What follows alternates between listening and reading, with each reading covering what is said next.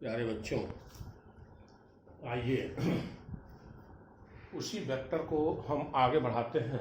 और अगली हमारी हेडिंग है कि किसी वेक्टर का वास्तविक संख्याओं से गुणन।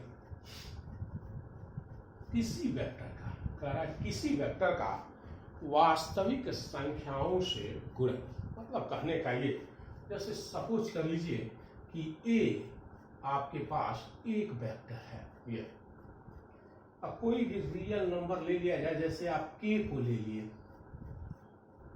इसका अर्थ आप ऐसे भी समझ सकते हैं कि किसी वेक्टर को अगर किसी स्केलर से, वास्तविक संख्या स्केलर क्वांटिटी होगी, से गुणा करें तो क्या रिजल्टेंट आपका होगा।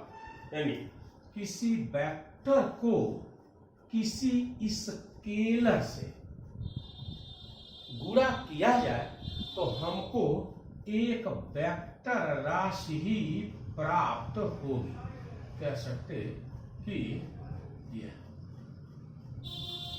वेक्टर ए है, उसमें एक अदिश राशि जो कि स्केलर क्वांटिटी आपका के है से जब हम गुणा करते हैं तो हमको एक नया वेक्टर मिलता है जिसका परिमाण इन दोनों के गुणनफल के बराबर होगा और दिशा जो ए की होगी वही आर की भी होगी।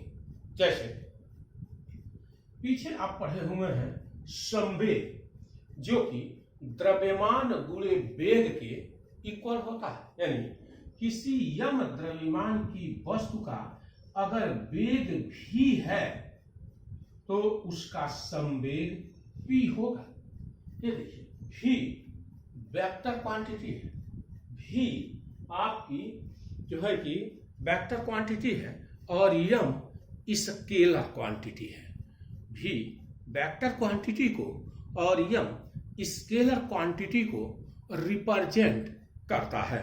इस तरह से इन दोनों का गुणनफल संवेग p है, जो कि वेक्टर क्वांटिटी को रिप्रेजेंट करेगा। इस तरह से हम कह सकते कि वेक्टर और स्केलर दोनों का गुणनफल एक वेक्टर राशि प्राप्त होती है। अब जैसे हम एग्जांपल से ही आपको बता दें कि मान लीजिए वेलोसिटी दे रखा है आपका 20 मीटर पर सेकंड पूर्व की ओर, और यम की वैल्यू मान लीजिए दे रखा हो 10 किलोग्राम। ऐसे तो जब आप इसको मल्टीप्लाई करेंगे तो ये होगा यम इंटू भी 200 किलोग्राम मीटर पर सेकंड पूर्व की ओर। ये देखिए, यानी जो मैग्नीट्यूड है, मैग्नीट्यूड का आपस में गुणा हो गया। गुणा होने के बाद से ये राशि मिली और डायरेक्शन वैसे ही चला आया। तो ये मैग्नीट्यूड और डायरेक्शन, ये दोनों मिलकर के किसको रिप्रेजेंट कर रहे हैं, तो वेक्टर क्वांटिटी को, जिसको हमने यहाँ पर p से रिप्रेजेंट किया है। इस तरह से कुल मिलाकर के कहा जा सकता है कि एक स्केलर का किसी वेक्टर में गुणा करने पर हमको वेक्टर राशि प्राप्त होती है।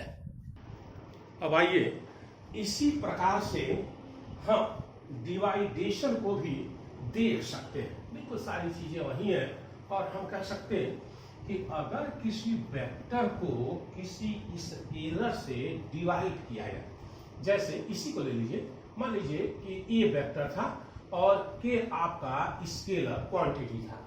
अगर किसी वेक्टर को किसी स्केलर से, यानी किसी सदिश को किसी अदिश से हम डिवाइड करें, भाग दें, तभी हमको वेक्टर राशि ही प्राप्त होगी।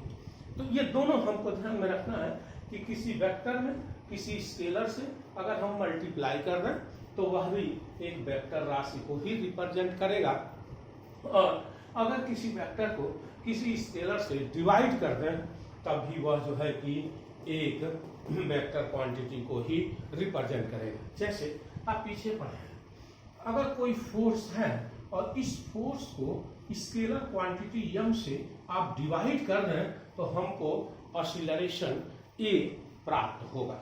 इस तरह से अगर हम इसको डिवाइड करें एफ को यम से तो हमको जो है कि एक्सीलरेशन प्राप्त होगा। तो ये दर्शा रहा है, एफ आप जानते हैं वेक्टर क्वांटिटी है, एम स्केलर क्वांटिटी है। तो वेक्टर को स्केलर से डिवाइड करेंगे तो ये जैसे मान लीजिए दिया हो F equal to 10 kilogram metre पर सेकंड स्क्वायर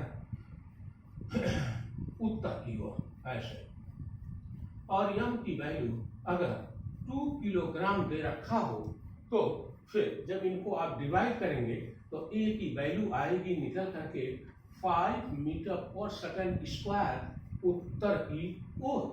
तो देखिए ए मैग्नीट्यूड भी है और डायरेक्शन भी है, तो ये वेक्टर क्वांटिटी हो गई, और ये एफ, यानी जो एफ का डायरेक्शन है वही ए का भी डायरेक्शन होगा, यानी जो डायरेक्शन ए का होगा वही डायरेक्शन आर का भी होगा। तो इस तरह से आप ध्यान रखिएगा कि किसी वेक्टर में किसी स्केलर से अगर आप गुणा करते हैं तो हमको वेक्टर क्वांटिटी प्राप्त होगी, और अगर उसी वेक्टर को आप स्केलर से डिवाइड करते हैं तो इस दशा में भी हमको जो है कि वेक्टर क्वांटिटी प्राप्त होगी। अब आइए अगले वीडियो पे चलते हैं।